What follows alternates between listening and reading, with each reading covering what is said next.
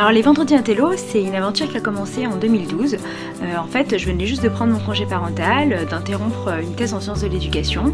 Et puis j'ai découvert l'univers des blogs de parents. Et alors dans cet univers, il y avait plein de parents, enfin surtout des mamans, qui racontaient leur quotidien, leurs galères avec leurs enfants, voilà.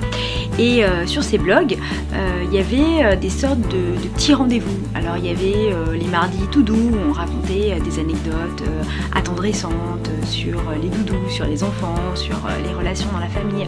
Et puis il y avait des mercredis gourmands où on racontait des recettes de cuisine. Et à un moment donné, moi je me suis dit, tiens, et si on faisait des vendredis intello où là on pourrait parler de livres, parce que en fait les parents ils lisent énormément, ils lisent des magazines, ils lisent des plaquettes chez le médecin, et puis ils lisent des livres aussi. Et donc voilà, et comme tous ces livres là on n'avait pas beaucoup l'occasion d'en parler, voilà, on s'est dit ce serait bien de faire un rendez-vous, ce serait les vendredis intello et ce serait tous les vendredis.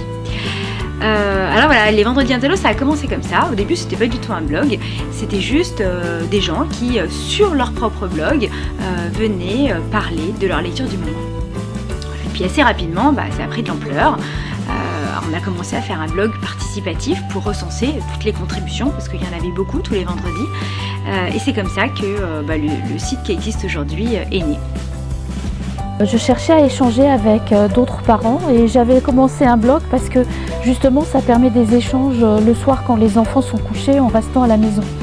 Et c'est au travers de ce blog que Béatrice m'a contactée pour me parler du blog participatif des Vendredis Intello, et c'est comme ça que j'ai commencé à y participer à peu près en août-septembre 2011. Moi je suis venue au Vendredi Intello suite à un appel à contribution sur la page Facebook de l'asso en novembre 2016.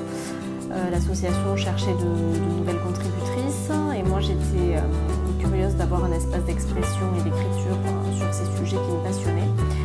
Voilà, du coup je me suis portée candidate et c'est ainsi que je suis devenue chroniqueuse.